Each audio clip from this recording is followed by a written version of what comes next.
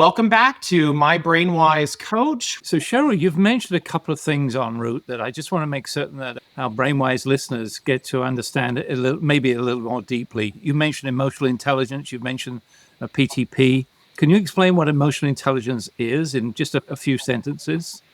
Yeah, so emotional intelligence, there's really four aspects of it.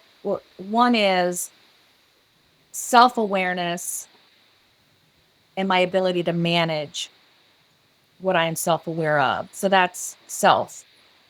The other side is others, right? And so being aware of what's going on with others' emotions, but also being able to manage appropriately the emotions of others so that there is positive whatever interaction is happening. I might be aware and self-aware, but what am I doing about it? How am I managing that? I might be aware of how others are reacting, what emotions they're experiencing, but how am I adjusting myself to manage the best outcome with others? So, what I'm hearing is that a really basic, and maybe this is so obvious, a fundamental starting point is self awareness for pretty Yes, much everything. How do you, as a coach, help someone become self aware? sure. I love what you said. It starts with self-awareness, know thyself. I always say, how could we possibly lead others if we cannot lead ourselves? Whether that's in our home, our community, our families, and certainly in the workplace. So it starts with self-awareness. What's going on with me? How are my behaviors and how I show up, my personal and professional brand, because that's what others see, right?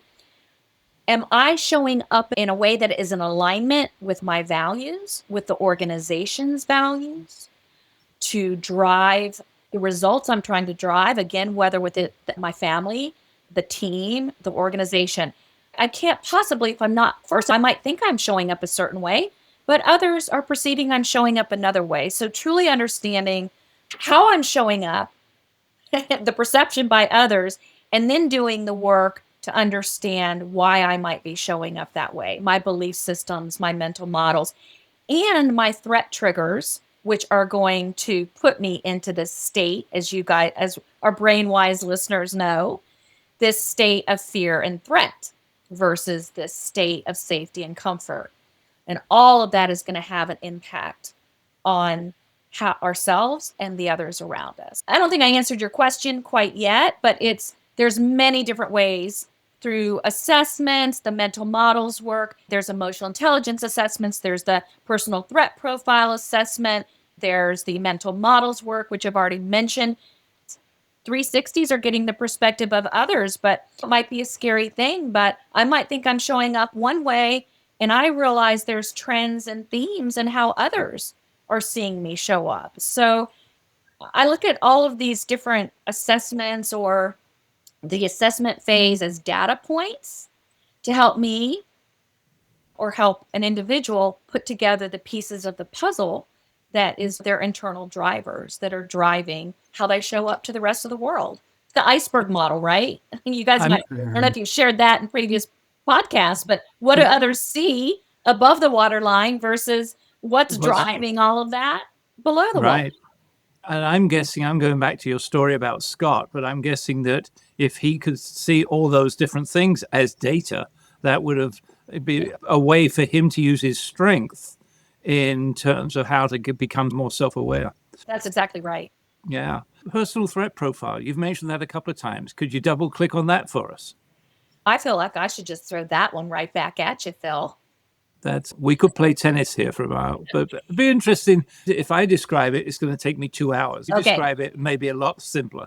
There's this fabulous assessment called the Personal Threat Profile, first developed by the Oxford Brain Institute. And it's a validated assessment where you take the assessment, and at the end of it, an individual that takes it, they're going to get a report that's going to show, 47 different 47 different threats, threat triggers, things that could threaten the brain.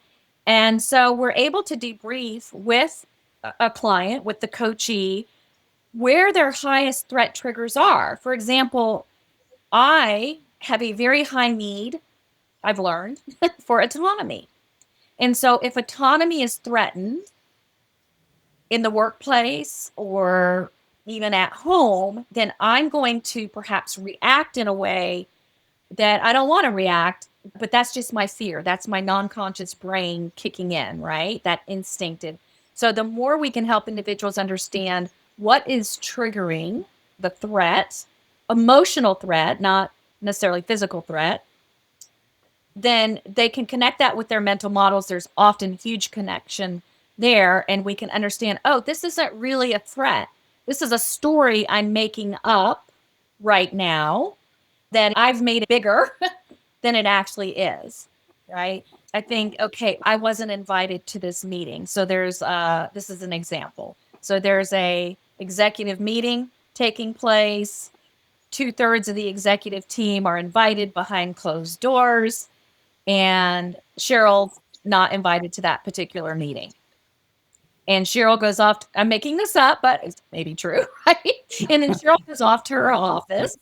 And so why was I not invited to that meeting? What decisions are going to be made that could impact me and my team in that meeting? Why is my opinion not being asked in that meeting? And so all these things might go on in my head, which simply are not true. It's just a meeting where my expertise was not needed at the time. My time was more valuable somewhere else. But these are the types of things that happen. So I'll pause there because I'd love for your color commentary, Phil and Cole. And hopefully I got it right. So first of all, 100%, you get an A and you get a star, and you can. That's important to me too because I'm very high in perfection. Yeah, so that's why I didn't even say 99%. I said 100%. No, that's a really good description, and it ties it in to what's going on and gives some great examples. And I think one of the things we've talked about in the past is our brain's ability to what we call MSU, make stuff up. I get it. And you did some great examples. They may have been meeting to basically determine what level of bonus they wanted to give you. And so we never know what's going on, and we project, and that often comes from our fears. That's right. And on the MSU part, if I may, this is something that might be helpful for Brainwise listeners at home. This was an exercise that way back when I was going through some certification in transformational coaching, but this MSU part where we get ourselves all just in this state, and for some, it can be paralyzing. So the exercise was write down everything you believe to be going on about X experience. Write it down. Then take a yellow highlighter and highlight the facts, only the facts that can be proven or disproven. How much of what you have written down is highlighted versus is not? Because what's not highlighted is MSU. The brain has made it up. And it's a very helpful exercise. So that's just something small that you can try at home. It has worked wonders for me when we can live in the facts and not all the fears and the triggers going on in the non-conscious brain that we may or may not be aware of. That's a way of bringing it into the conscious. And I love that simple exercise. It's really good. Yeah, it's great. And I think it's a good segue into, we've talked a lot about, or you've shared this mental models process and how transformative it can be for individuals and how it connects to their self-awareness. And one of the things that we try to do is give our Brainwise friends some takeaways and some nuggets they can use on their own, which you just gave them one around making, how can they do maybe a lighter version or an independent version of a mental models process or life story or something similar in their own life to begin to uncover what might be driving some of how they're showing up in their conscious brain? I think a simple way to start is to do an exercise, again, writing down or recording oneself or whatever, and look back in blocks of time. So the first block of time would be, I was born in Fort Belvoir, Virginia, whatever.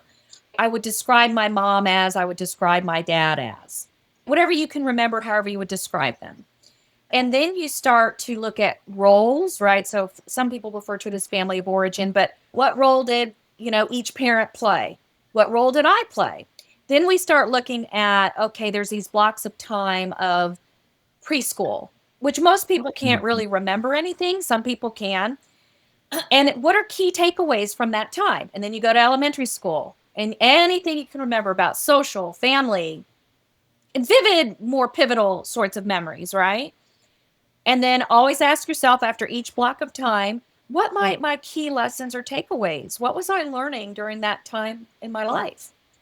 When you go through junior high, and then it's perhaps college and even early career, and then looking back over one's life, what am I most proud of? What am I most disappointed in? What do I hope the future holds?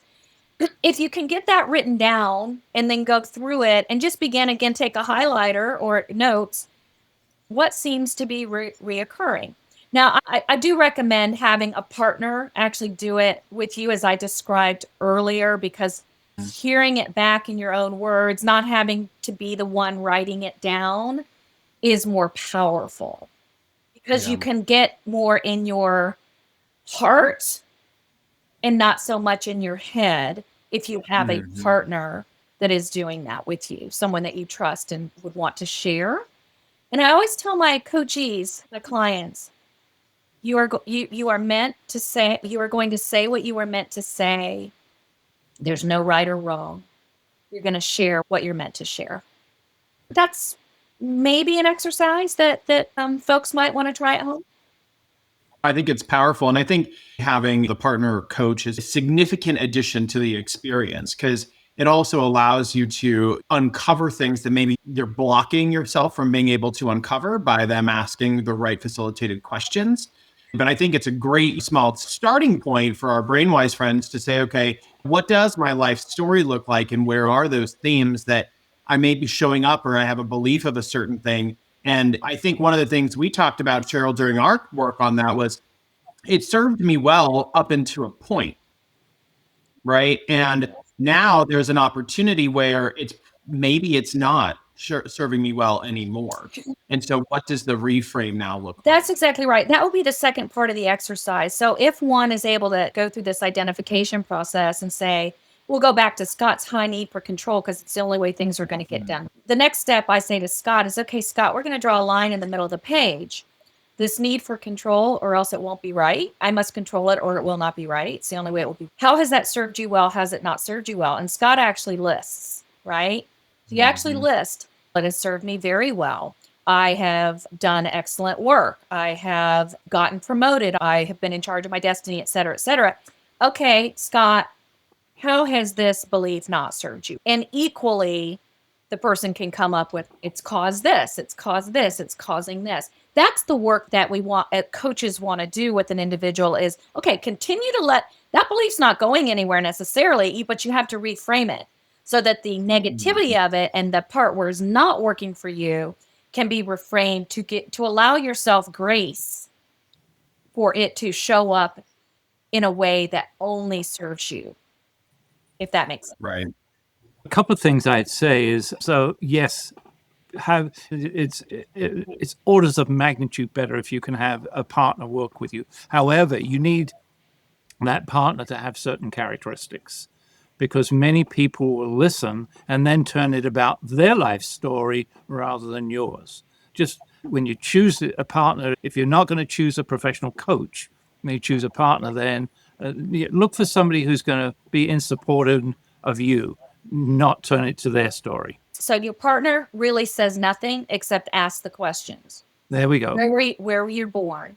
Tell me about each parent.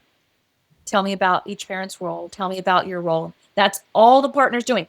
No commentary from the partner. There we go. Yeah. Pause and be quiet as a partner and let that person say as much before you ask the next question.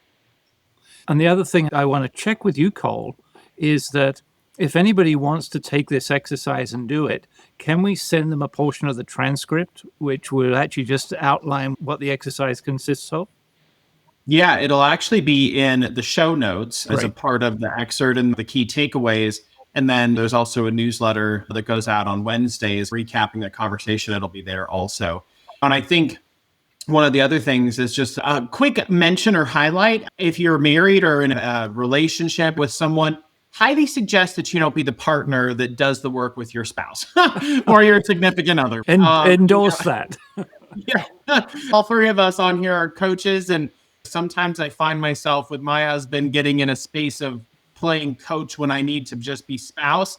And it never works out well. So just from a personal experience perspective, you can help your spouse and you can help each other with a lot of things. But in this particular vein, highly suggested someone that is not your significant other. And could I just throw something in too? Because Yeah. listeners might be going, okay, this sounds a bit like therapy. Coaching is about moving forward. Now, identifying current state, we do sometimes, this mental models piece is, yes, we're going to add some questions to go back, but it's only to bring these beliefs into the conscious. We're not trying to fix anything. We're not trying to heal anything, grief or experiences. That's for a therapist. The other thing that I want listeners to be clear on is this work gets done for a reason.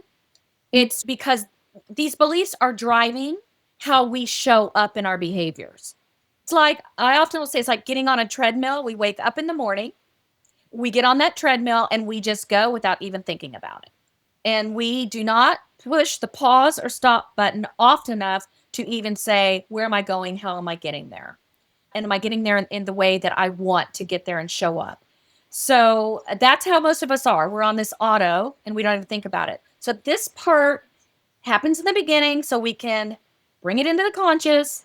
Now the hard work begins. And some people might be going, what does that have to do with business? What does it have to do with, I've hired an executive coach to help me be a better leader, to help me move my team to hit organizational results or business results.